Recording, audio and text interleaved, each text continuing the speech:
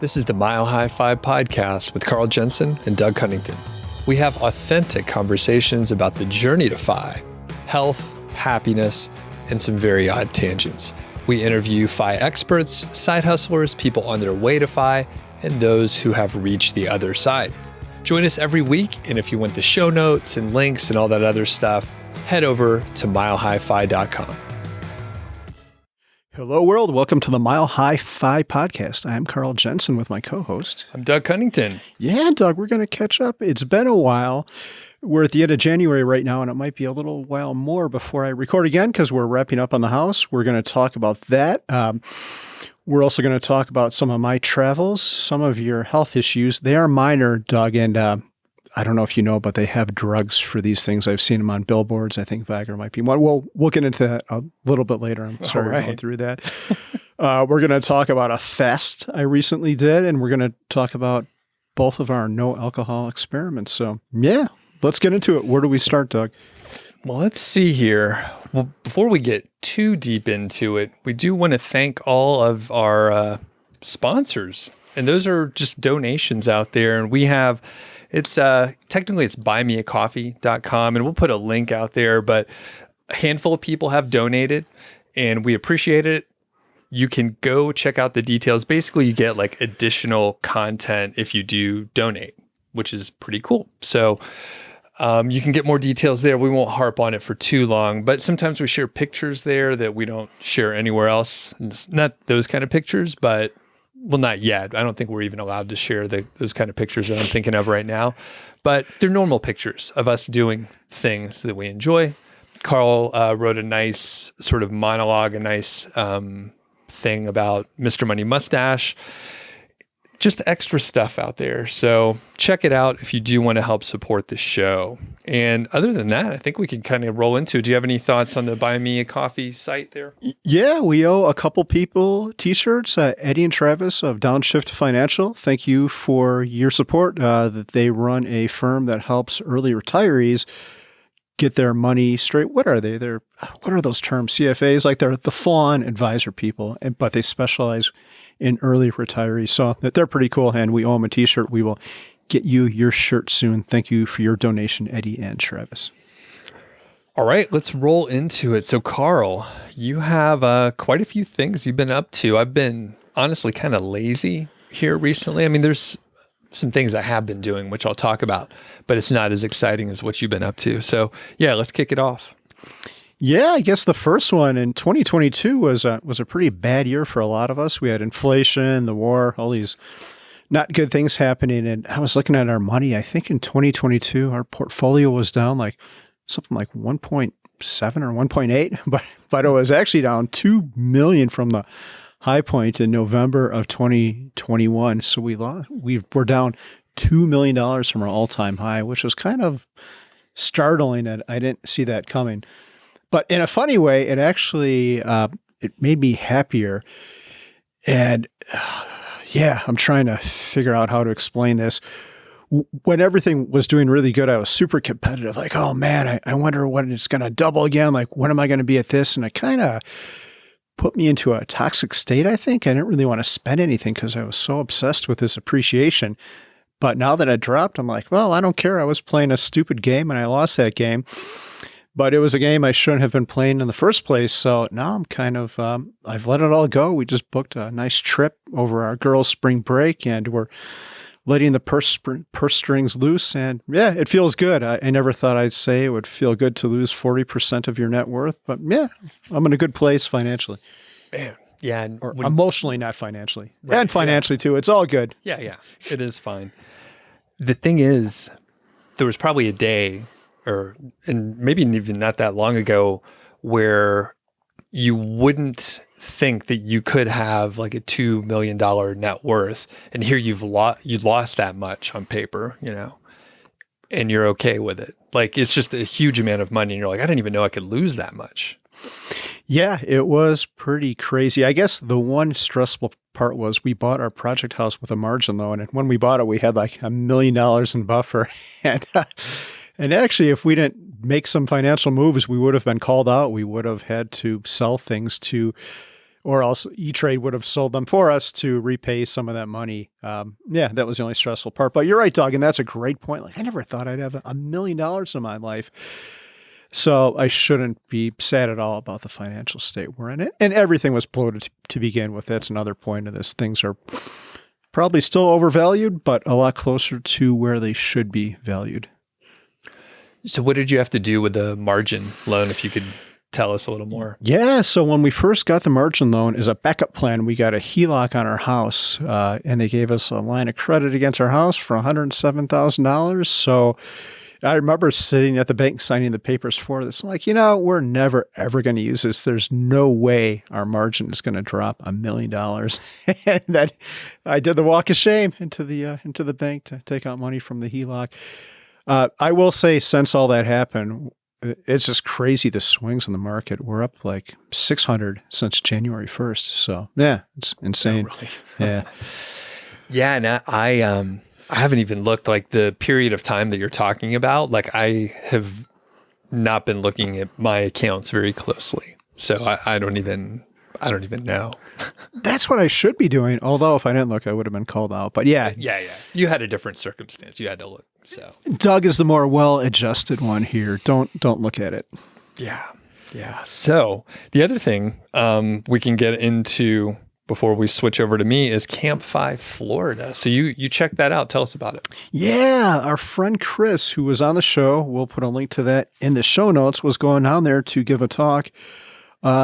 Chris, we call him the Indiana Jones of the FI community because he's done all these crazy things, like he's scuba dived for gold off the Florida Keys. He found a Torosaurus skeleton up in Wyoming, all this crazy stuff. He's a really nice guy on top of that.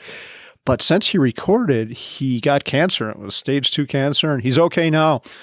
But there was a period of time where he wasn't sure if he would be okay, and that's what about half of his talk was, Camp FI, and he did a really good job with that. We have to get him on again.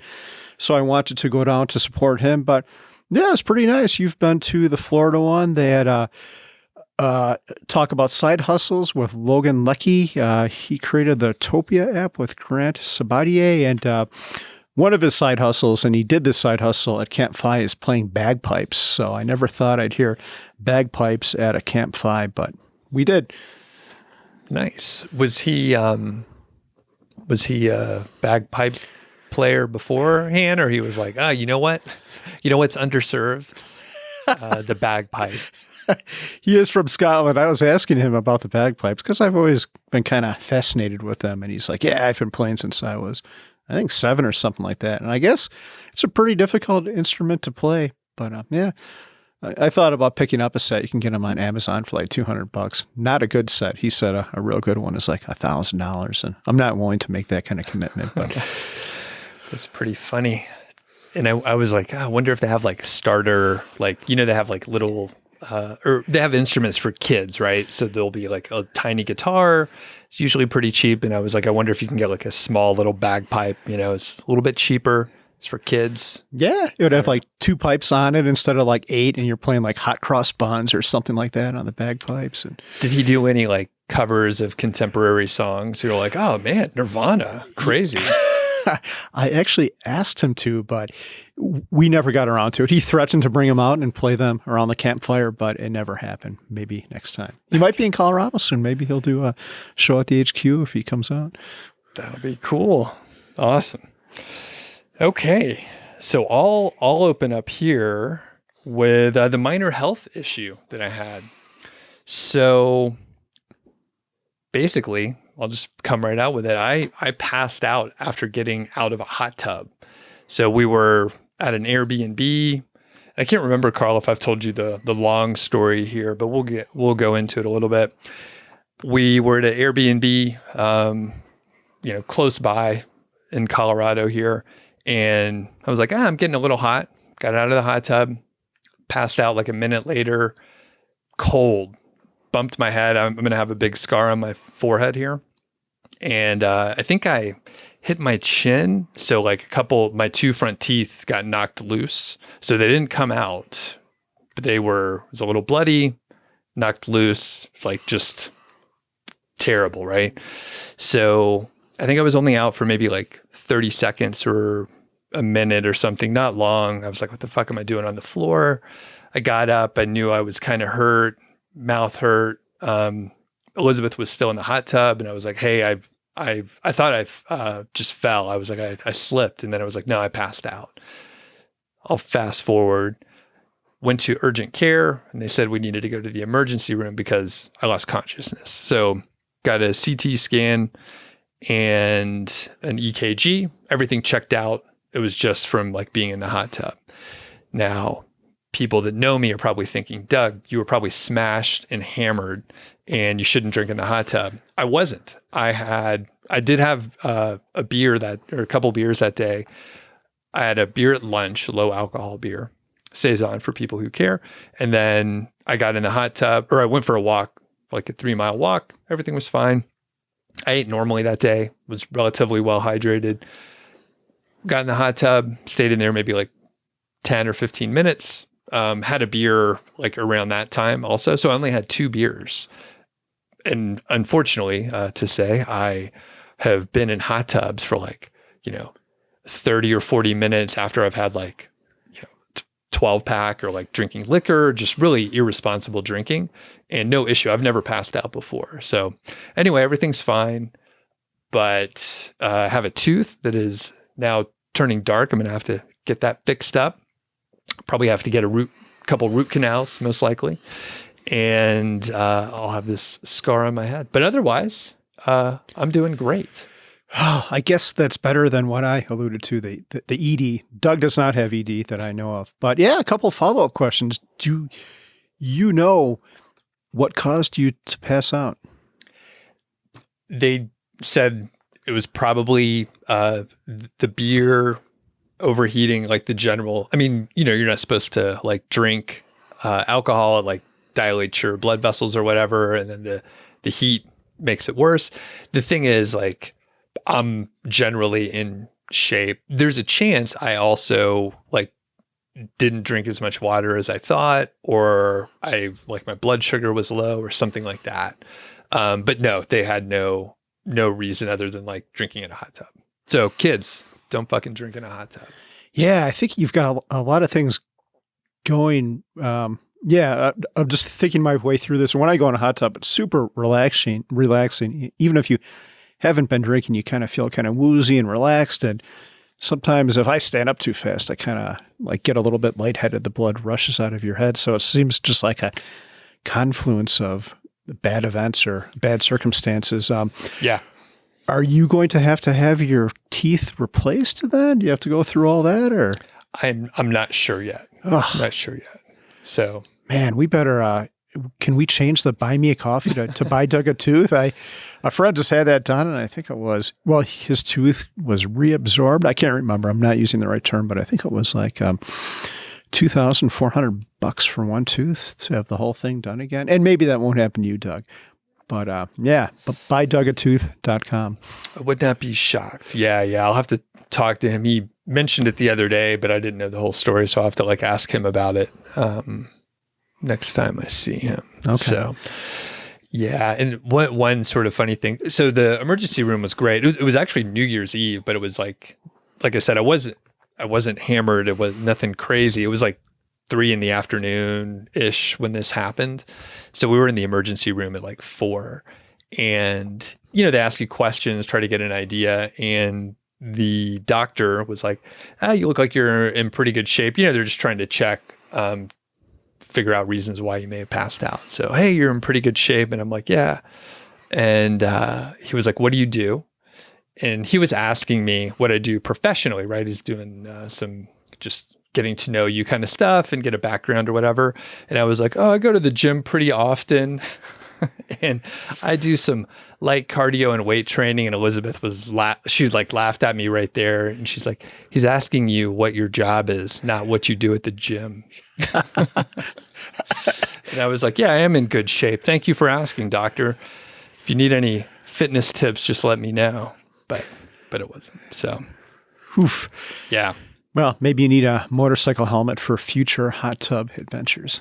I did that was one of the things I was like, I need to wear a helmet like full time. You know, you can't be too safe. Oh man. Well, it's bad that happened, but I guess it could have been worse. Like I always think of times I've fallen. Like what if there would have been, I don't know, something sticking up like a pole out of the ground that you landed on? Like in a weird set of circumstances, a similar thing could have killed you somehow. Yep. But Yeah, exactly. And like I was at the gym yesterday working out, doing some stuff, and I like backed away because I know what you're talking about when you stand up quick and you get lightheaded, and that happens sometimes when I'm doing like leg exercises.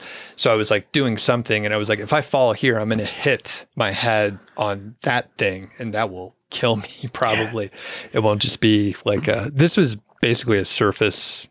I mean, there was a bump, but largely just a surface wound, and it's okay. For the people that can't see and you're listening, I have like probably like a nickel shaped scar, like right on my forehead, which is, I have a big forehead, it goes from my eyebrows to the back of my neck, basically. The good news is, though, if they ever need a Mikhail Gorbachev stunt double for a movie, it could be you.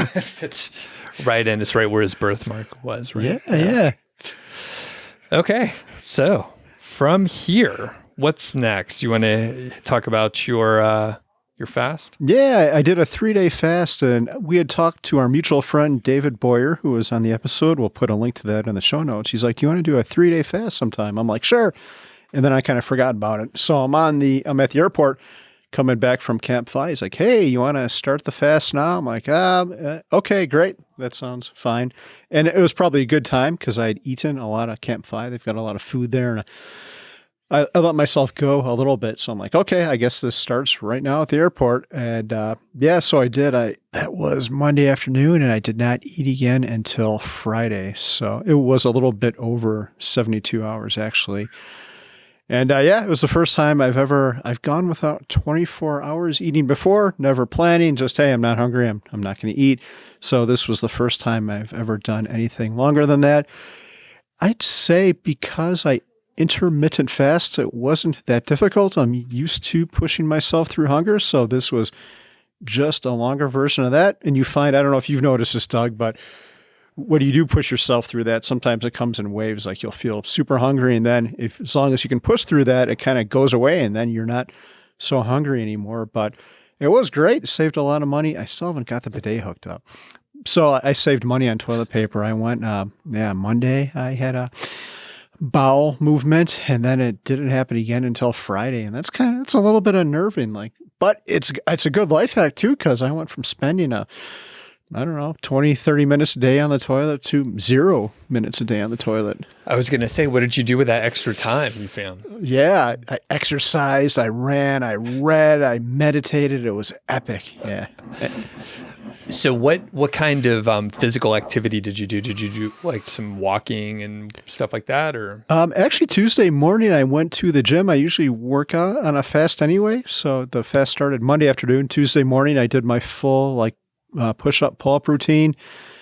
And I don't remember. I'm going to do this again, and I'm going to keep a log of it because I didn't do that. There were some other interesting things I've noted I noticed that I didn't note, so I've since forgotten. So this is super valuable. Not. But I pretty much lived like normal. My kids get freaked out by this, so I was kind of trying to hide it from them, which sounds kind of bad, but they're like, Dad, you can't not eat. You're going to die and all this stuff. I'm like, oh, no, I'm going to eat. I've got some work to do. I'm going to go down to the office and eat. But yeah, it was a good experience. I think it reset my expectations with food. I feel like I'm even stronger as far as being able to push through hunger and resist stuff. The hardest part was actually Mindy made a pad thai on Thursday night before the fast was over, and it smelled so good. I'm like, you're killing me here. This is horrible. This delicious food, and I can't partake. Yeah. What did you drink? Pretty much water. Once in a while I had a Diet Mountain Dew, caffeine, 0 calories there. There was one time I got super hungry that I did do that because I found the caffeine suppresses hunger. But I think I had 2 of those for the whole duration of the thing. But yeah, other than that, just water, which I guess is unhealthy. You're supposed to get electrolytes and other stuff. So Should have done some research instead of doing this as a spontaneous thing. Next time I'll read up on it a little bit.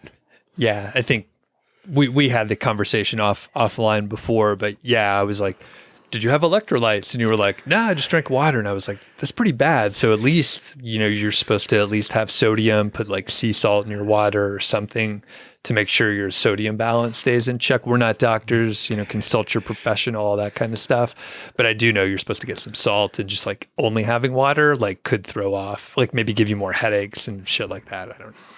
Yeah. You know what? I did get minor headaches. So yeah, there you go. Next time I'll read up. And I was on an early text thread with you guys. I'm glad you didn't rope me in, because I would have been like, maybe. I was like, if Carl's doing it.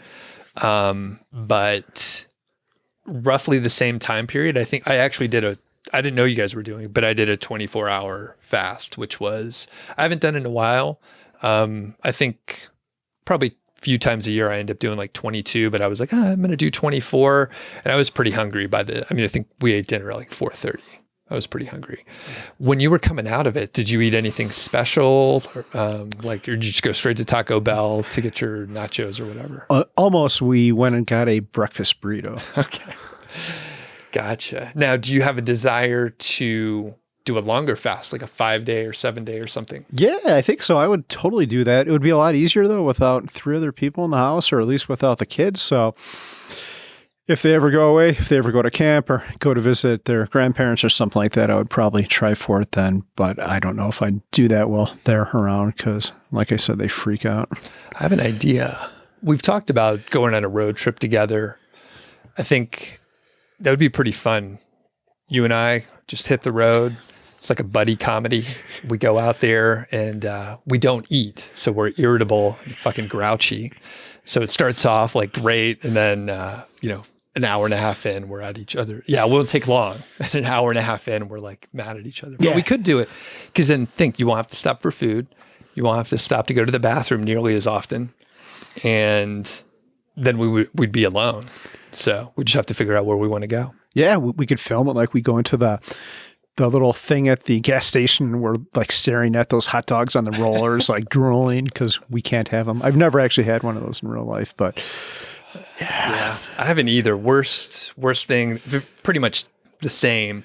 The taquitos that'll also be on those rollers. Yes, I have had those before. Are they any good? Or I was really hungry at the time. I had them like after camping for a few days. Yeah, so it was pretty good. You wonder how long that stuff stays on the roller. Like sometimes you'll see the hot dogs, and I always go in there and look at them, because sometimes there'll be like 12 of them on there, and like 4 of them are like a completely different color than the other 8. And if you like wanted that, which one do you go for? Do you go for the like dark one or the light one? One of them's obviously been on there for like a week or something like that, and the other one for 3 days. Or I think you went the shiniest one, because they always sort of glisten in the fluorescent lights of the gas station. I wonder if they come spray them like every once in a while to make them more appealing. Spritz them. Ugh. Oh, man. Okay, so you may do a longer fast sometime. Any other big takeaways? Did you lose any weight? So I didn't get a chance to weigh myself when it started, because I was at the airport in Florida, but I weighed myself the next morning, and I went down 5.7 pounds in the 48 hours that I did weigh myself. But that's kind of false, because a lot of it's just water weight, or you poop everything out and then you're not eating anything. So yeah, a lot of it comes back right away. Okay. Interesting. Now, and we'll probably talk a little bit about our weight and stuff like that, because we do have a dry January segment that we're going to talk about also. But that's cool. I don't know if I'll do a 3-day. I may work my way up to that. I have thought about doing a 36-hour. Obviously, I'm incrementally like working my way up. And I think just timing the meals properly, like doing a 24 versus a 36 isn't that big of a stretch. And I do appreciate the like incremental growth versus like just going for it, especially like you weren't planning for it. So I'm like, I feel like I got to mentally prepare at least for a day. Yeah. So you literally were like, okay, I won't eat anymore after this. Yeah, that was it. The other thing I'll say that probably worked out in my favor is I was pretty tired. I got into Florida real late for the camp, and I came back real late, and there's a lot of staying up late hijinks at the camp. So I was super tired. And when I'm exhausted, I kind of lose my appetite too. So I had that going for me. I wasn't really that hungry throughout the whole thing. Yeah. Interesting. Which I just started listening to the Tim Ferriss podcast where he interviews Matt Walker, the sleep guy. Yeah. It's pretty good. Have you listened to that? I did. Yep. Okay. So I'm like most of the way through, but they actually talk in that episode about not eating not sleeping well and actually being hungrier. Do you remember that part? So like if you don't sleep well, then you eat more. Okay. I haven't made it through the whole thing, so I don't think I got to that part yet. Okay. I didn't mean to spoil it for you, but it's coming. Okay. So, yeah, and they theorize some stuff in there, but I won't go into it. It's beyond the scope, but maybe we could talk about it some other time. Yeah. So, Okay. Cool. All right. So I'm gonna hop ahead to a couple things that I've been up to. So, you went to Campfire, you did some other stuff, you got some house things we're going to talk about also. I've been pretty domestic. So as many people know, I homebrew beer and I enjoy fermenting things and just kind of like the process, but I am dry right now. So I'm not drinking in January. Passing out is kind of a good catalyst to make you just be like, oh, you know what? I want to keep my wits about me. So doing dry January, which we'll talk more about. But on the point of like fermenting stuff, I was like, I'm going to make some fermented hot sauce. So I fermented some peppers and made jalapeno hot sauce, which you had some of that, right? Yeah, it was great at the HQ. Yeah, it was It's awesome. it's kind of, thanks. It's kind of tasty, and I've never fermented hot sauce before, but I know it was pretty straightforward. I used to bake bread all the time, but I cut back on bread because it, goes right to my hips. And I love bread so much that I'll just eat the whole damn loaf. And it's so good to have fresh bread. But I decided I was going to bake a little bread. So I have some dough in the refrigerator, and I've been baking a couple loaves, which has been fun. Been trying not to eat too much and make sure it's kind of a special occasion, time it with a hard workout maybe. And then finally, the last fermentation related thing is sauerkraut. You ever make that? No, but I love sauerkraut. Well, I have a whole cabbage head's worth, so maybe I could send you home with some. So I made some sauerkraut last week, and it's really easy to make. You just, slice up some cabbage. I got organic cabbage, so I sliced it up thin. You put some salt on it, kind of crunch it up so it's wilty and stuff like that. And then you put it in a mason jar and you let it sit for like a week or two. And then you have sauerkraut after that. So we have sauerkraut, and we had like a German meal last night with like some sausage and peppers, and Elizabeth made some German bread kind of thing. So, oh man, that sounds so good. Did it taste like the sauerkraut you buy at the store? Was it different? Because I know they put like sodium binitrate in there, I think is the thing to preserve it. It is reminiscent of like store-bought, but it's like probably crunchier unless you're getting like fresh organic sauerkraut. But I would say it's a little bit different. It's kind of like if you're having like plain like Wonder Bread versus like homemade bread. Yeah. Like, it's that kind of difference. Like it's the same thing. And if you're not a connoisseur of sauerkraut, you wouldn't know. Okay. I am a connoisseur, so I would like to try it. In Germany, it was different there. I think they cook it. It was kind of like brown, like it was. So, and it's a little bit sweeter. It was super good though. Sometimes there's little berries in there. And, oh, delicious. Okay. And this is straight up. I was going to say, I thought about like browning it and sauteing the sauerkraut, but I wanted to get the probiotic stuff in there. Like that was the idea, is like have more fermented foods. So I didn't want to kill the bacteria and stuff in there. Oh, so if you saute it, you lose that benefit of it. I think it would kill them. Okay. Yeah, I think it kills them. So yeah, I will give you some. I want your feedback because I'm not a connoisseur of sauerkraut. I don't eat it that often unless it's on a Reuben or something like that. Yeah. So, Okay. yeah. So I'll send you home with a pretty healthy serving because we don't need a ton of it. So, Nice. All right. You have been doing dry January also. How's it going? Yeah, we've both been pretty much alcohol free. I did make an exception for our anniversary. Our anniversary was last week, so our tradition was to go to a local microbrewery and have a beer there. So we stopped it for that one day, but otherwise, yeah, we've been dry. I guess I did have a beer or two at Camp FI early in January, so moist January, I would say. And then otherwise, you didn't go up to a brewery like in Fort Collins at any point in time or anything? No. No? You sure? Brewery in Fort Collins. Oh, I thought maybe when JT was in town. Oh, that was before January, though, wasn't it? I can't remember when he was in town. I thought that was in December because he got in like the 20. Yeah. JT, who's been on the episode, we'll put a link to him in the show notes. Yeah. Yeah, you're right. That was December. So I was like, yeah, I'm dry except for like when I go out and drink. But yeah, because I went to Camp FI and he was here and he was gone by the time I got back, and Camp FI was early January. Yeah. Okay. You're cool. Yeah. Okay. So it's been pretty easy, hard. Like what's it been like? Yeah, it's I didn't expect it to be as good as it was. I usually don't drink a whole lot to begin with, but when I do, it screws with my sleep.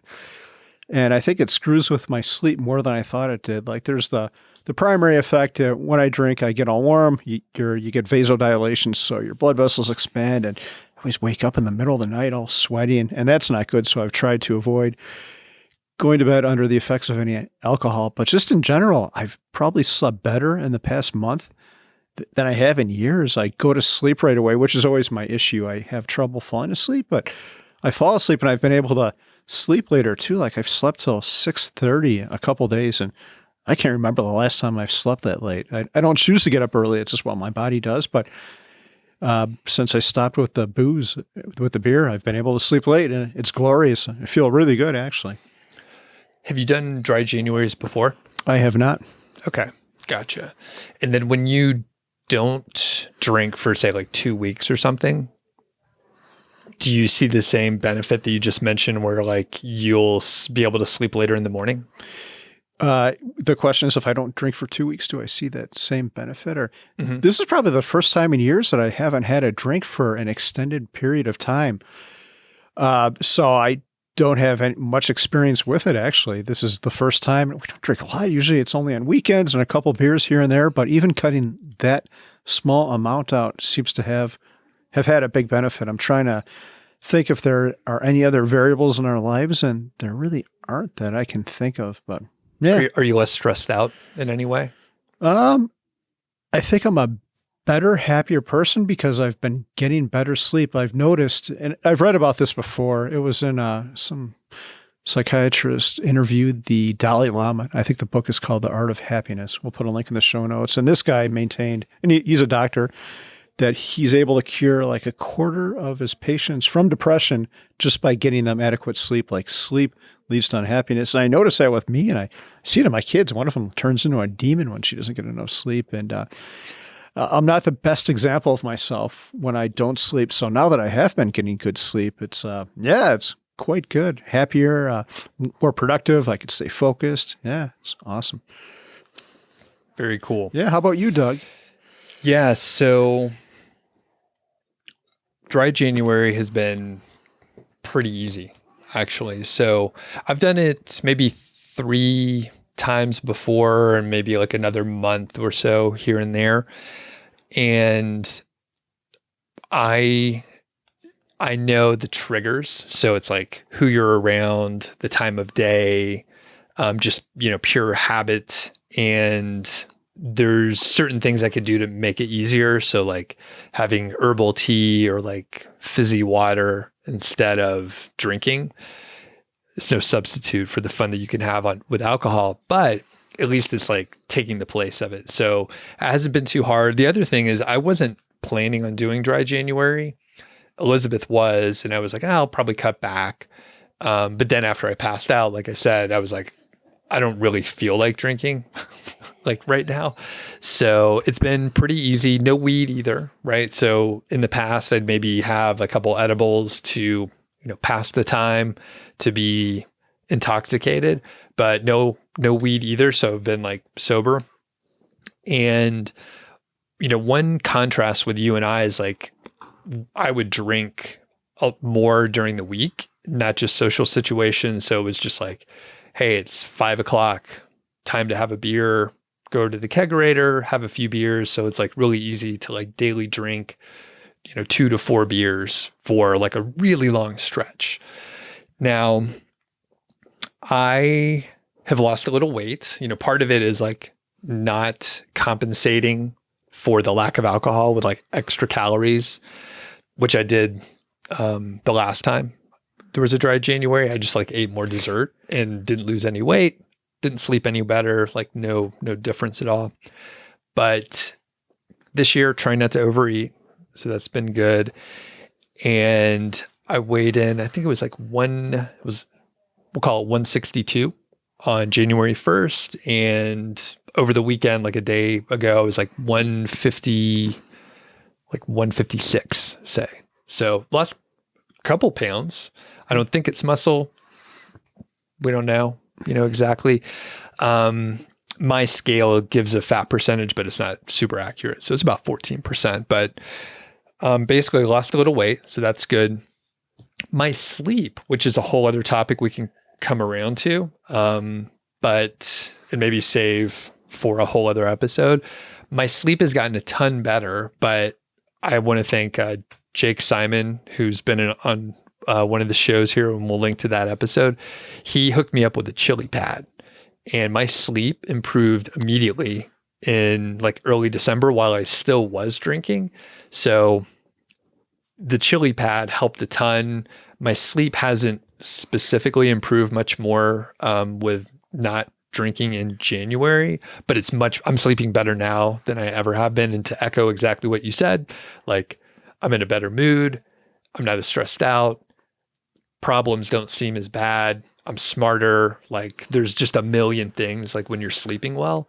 And I'm actually writing a blog post on my own personal blog, which should be ready by the time this episode comes out. But it's like basically me going from about 7 hours per night to like 8.5. Wow. And I'm also able to like sleep later in the day or later in the morning and fight through, waking up at 3 a.m. and you're like, oh my God, what's going to happen tomorrow? And you start stressing out. You do that too, right? Yeah.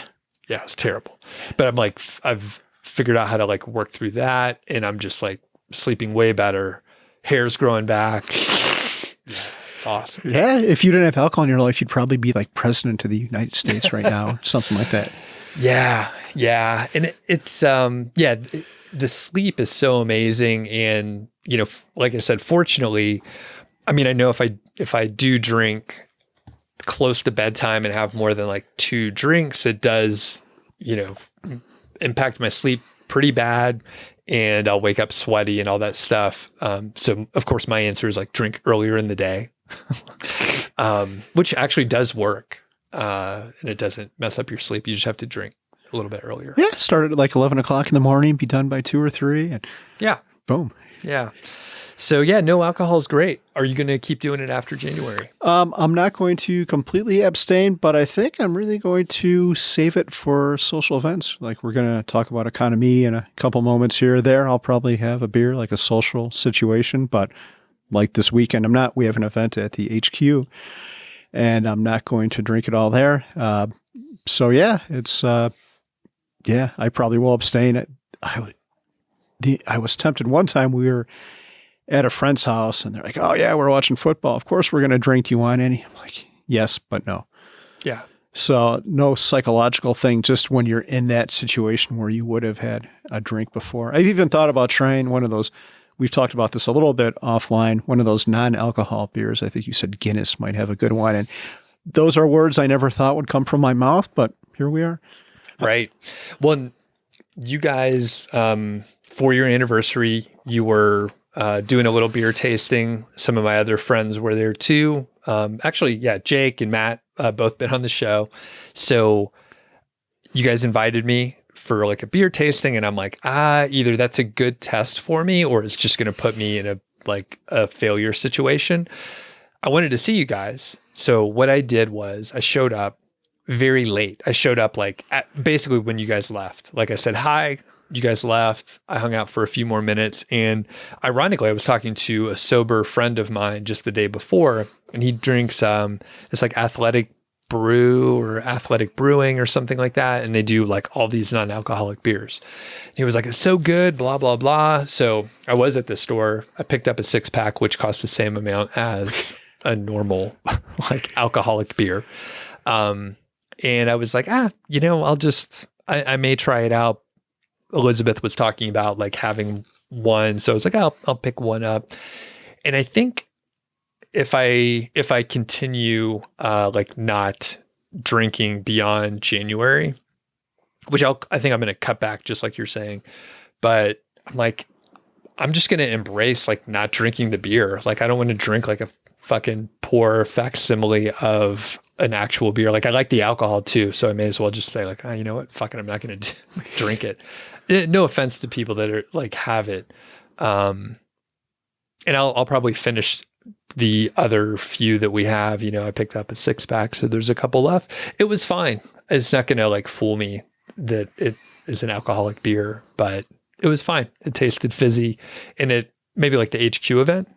If I have one of those in a koozie, like no one's going to be like, oh, Doug, why aren't you drinking a beer or whatever? Yeah. So, I think we tend to overestimate that though. Like I've had that thought before, like, oh, this is going to be weird, but I don't know. I don't think in my experience, there's been a couple other times at the HQ I haven't drank in other social situations and no one really even brings it up. Gotcha. And I think you are right. One issue that I will have to figure out. So I'm a home brewer of beer. I'm a beer judge. I like to spend a lot of time on it. So like, I don't identify as very many things. Like with my job, I never identified as like that. I didn't give a shit. I could stop the job. I didn't care.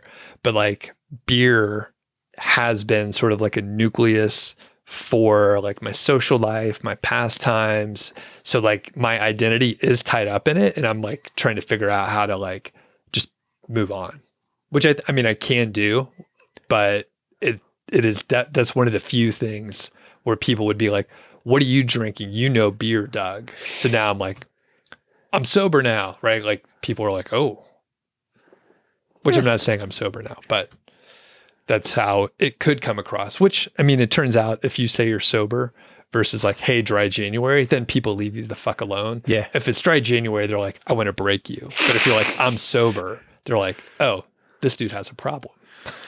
We should come up with a new diet. We're always talking about fucking asparagus. So like, no, we are on the asparagus diet. In the asparagus diet, one of the core tenets is no alcohol. So talk to me in a month when our 30-day asparagus fast is over. Asparafast. That's pretty good. The Asparafast diet. Yeah. TM. Yeah, I'm going to write it. Yep.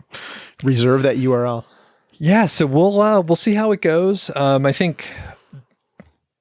I think I'm gonna drink again because it turns out I bought some beers that I want to drink. They're in the kegerator, so I did move most of the beers out of the normal refrigerator. But yeah, it's been good. I encourage people to give it a shot, and we'll see how it goes. Check in with me later. Cool. Let's see. One last update on my life. I'll keep this one short and sweet. I haven't been on this podcast super often lately because I've been working on a house. That house is almost done. A week from now, I think we're going to take pictures for the listing. All the work won't be done, but all the work that people could see and care about will be done. I still have to fix the furnace, and we have to do some basement garage cleaning, some other random mechanical stuff. But yeah, it's just about at the end, and then our life will return to just working on our primary house, which we probably should have finished before we tackled anything else anyway. So we're really looking forward to being done with that. We'll put a video on the show notes. Cool. So what are you going to do with the house? It's like medium term. Is that the idea? Yeah, we can't do short term. Our HOA does not allow Airbnbs. I don't really want those in our neighborhood anyway, so I'm kind of happy about that. So we're going to do monthly rentals, monthly furnished rentals. So, and hopefully work with insurance companies. You can register with these companies, and if someone has a house fire, they need a place to put people up, and it might be your house.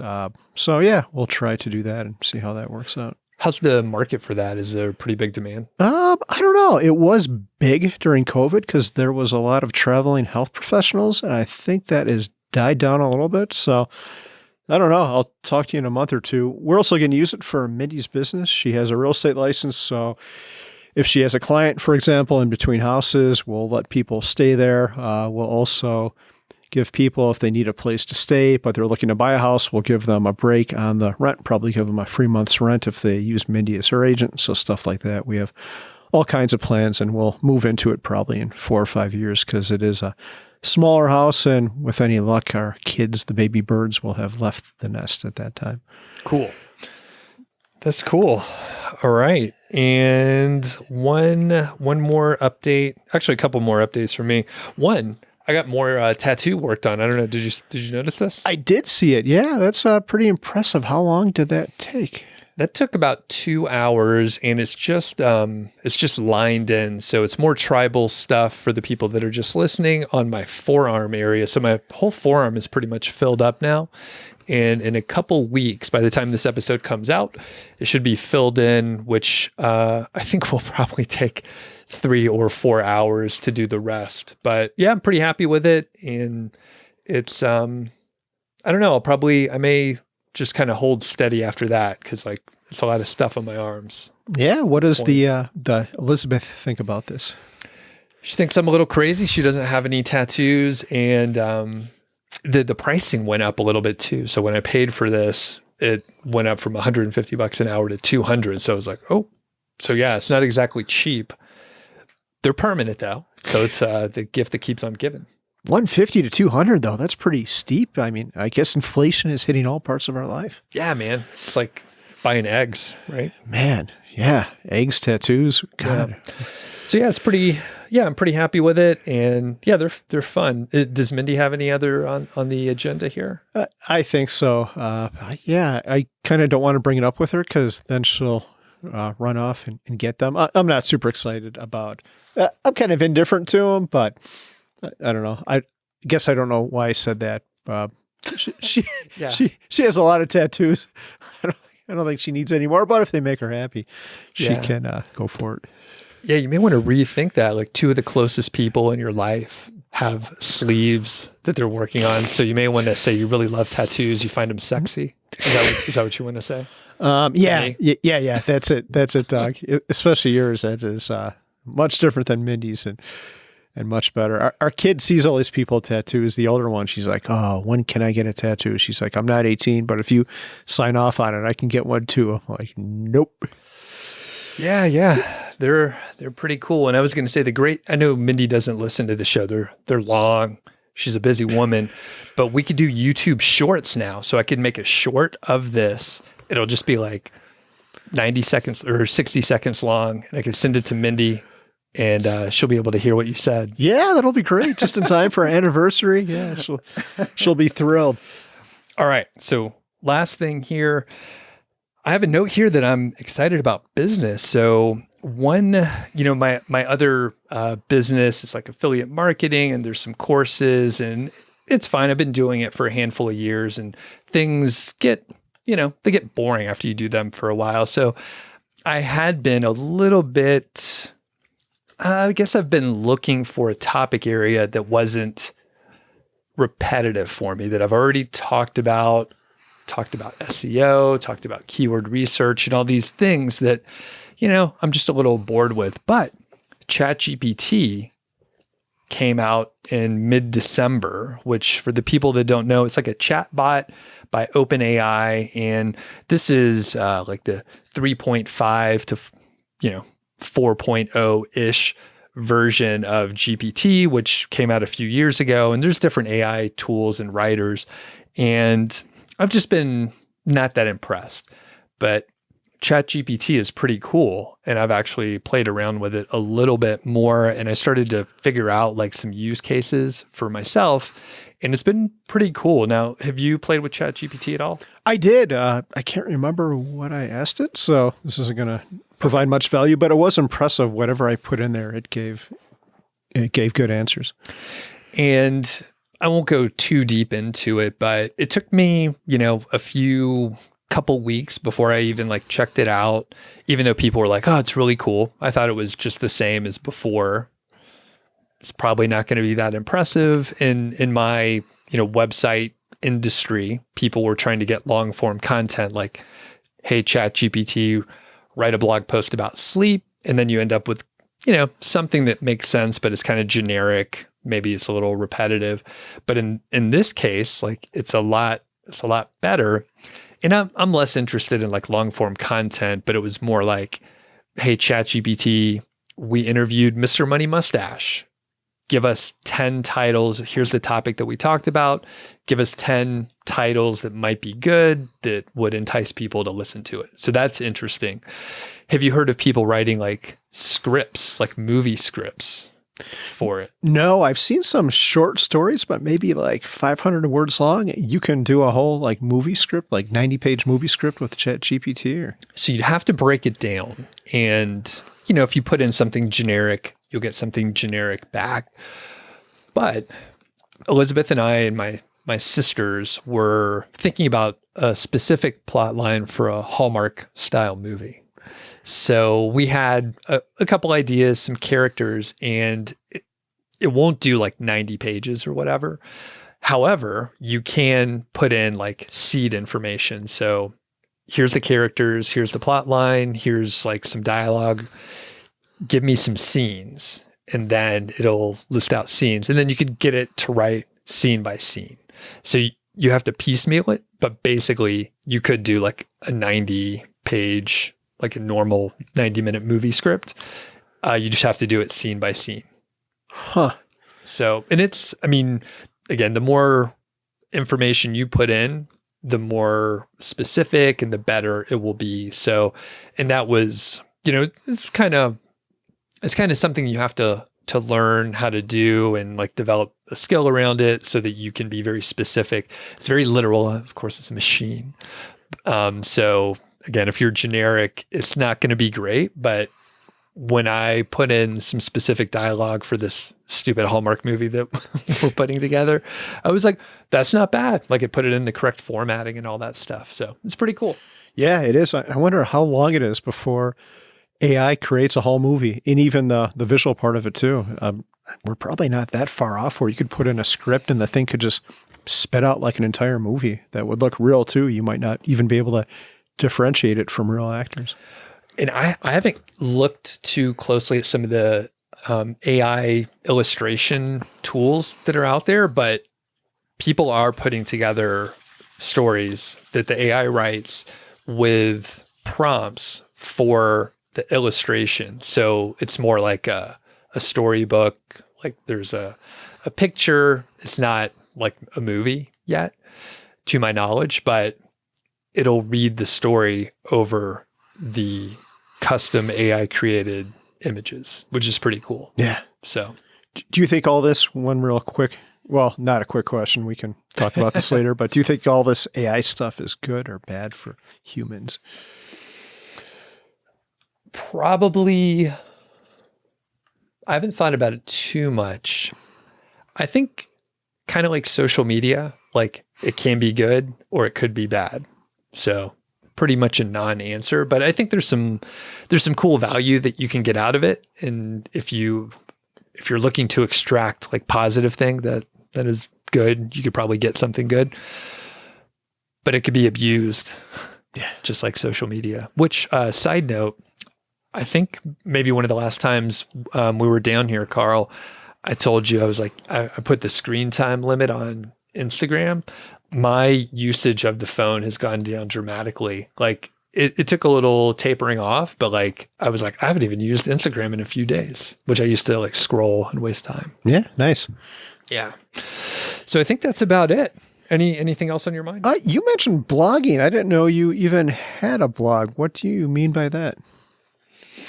So I do have, I have a blog called Niche Site Project where it's like affiliate marketing and such. So that's one place, but I have DougCunnington.com, which basically it's just a landing page currently where it's like, here's the shit that I'm working on. And it links to the show, my other show, my YouTube channel, my online courses, a couple other things. And I was like, I want to write something about sleep, which doesn't really fit in to my marketing blog. And I was like, I'll put it on DougCunnington.com. I could just write some stuff. And I think, JD Roth, who was sitting in for you for a couple episodes, he has moved to his jdroth.com. And I don't know, have you caught up with him recently? I have not. I talked to him very briefly over text, but Mindy's had a couple calls with him. Cool. Yeah. So basically, he's sort of taking a hiatus on getrichslowly.org, which he wrote a blog post there, so we could link up to that. And he was like, I'm kind of want to go back to my blogging roots. And I think he put the seed in my head to do that. And I was like, yeah, I could write about whatever the fuck I want on DougCunnington.com. So nice. I'm putting together the sleep post, which we'll link to, because I'm going to put all the details, all the things that failed, all the things that worked, did the biggest impact and all that stuff. Okay, cool. Yeah. So I think that's it for today. And so Carl, are we gonna go ahead? Well, just a couple of things I want to mention real quick. Some things I'm looking forward to this year. You and I are going to be at EconoMe in March. We have no financial affiliation with them, but Diana did give us a coupon code. If you hit all caps MileHighFi at checkout, I think you get 10 or 15% off the ticket. So I've bought my tickets. I think it is almost sold out. So that's Cincinnati, I think around March 17th. After that, we're going to go to New York City, which would be pretty cool. If anyone has good suggestions for pizza, I love pizza, or anything else that we should do that might be a little bit off the beaten path in New York City, hit us up. What's our email address? Why can't I ever remember this? Carl at milehighfi.com. Yeah, that's right. Yes. You got it. Yeah. So if you have suggestions, I'd love to hear them, or leave a comment on YouTube. We do respond to those. And I don't think I told you this, Doug. We're also going to go to the Berkshire Hathaway Conference, which is Warren Buffett, Charlie Munger, and I think that's in May. We're going to do that and run the 5K. So if anyone's going to be in Cincinnati, New York City, or Omaha, say hi to Doug and I, or me when I'm at those other places. That's awesome. Yeah, you got some cool stuff coming up. We have a little travel, but not specced out as closely, and not close on the horizon, because you'll be, EconoMe's coming up here pretty quick. Yeah, geez, that's like a month and a half away, right? Yeah. Do you know if it's sold out already? I think it almost is, but I think there's 700 tickets, and she sold 500 or 600 of them. I don't know why I think that. I think someone might have mentioned that. Cool. At Camp 5. But yeah, I think she probably will sell out, which is pretty cool. Yeah, that's going to be a fun time. And we have no obligations this time. Last year I was a speaker, but we can just eat Skyline chili, go to Waffle House, and not worry about a thing. It's going to be awesome. It will be good. And you're staying at is it the Fairfield Hotel? Yes. Okay, Yep. Me too. Yeah. Yeah. There's another one, but I think sort of the hub seems to be that Fairfield. Yeah. So I think so. It's going to be a good time. Kyle's going to be there again. It'll be a little reunion. All the crew. All right. Well, yeah, hit us up if you are going to EconoMe or, all of Carl's outings. Awesome. Yeah. Now, before we finish up, are we going to start recording more regularly, or are you still working on the house quite a bit? I won't hold you to it. Yeah, I probably need another week or two off. I was thinking about starting up again probably mid-February. I've got a couple more weeks of hardcore work to do, wrap up all these loose ends, and then I'll be back on the schedule. Cool. Yeah, we got Amber Lee, on the hook for a couple. She's helped out with a few, so she'll be able to sit in here and there. It's always good to have a little buffer in the old schedule. Yeah. So, all right, cool, man. We'll talk to you next time. Cool. See ya. Thanks for listening to the show. That was the Mile High Fi podcast, and I'm Doug Cunnington, the balder host, and Carl Jensen is the cool, sexy one. If you dig the show, please do 3 things for us. Number 1, tell a friend, a family member, an enemy about the show. We really don't care who you tell. Maybe forward them a specific show that you know that they will like. It's the single most helpful thing that you can do to spread the word. It's like giving us a virtual high five, and actually we don't give high fives in person, so the virtual kind's pretty good. And more importantly, your friend or family member or even your enemy will appreciate the fact that you were thinking of them. Number 2, make sure you're following or subscribed on your podcast app, Apple Podcasts, Spotify, Overcast, YouTube, whatever you're using. And that way you won't miss a show. And number 3, please leave us a rating and review. We read them on the show occasionally, and you might hear yours out there on an upcoming episode. Quick disclaimer, this show is not financial or legal advice. I'd actually be surprised if it sounded like it. It's really just for entertainment, and that's at least what we're hoping for. But seriously, get advice from professionals. Carl and I are just 2 guys with microphones that sit in my basement and talk. So we'll catch y'all next week.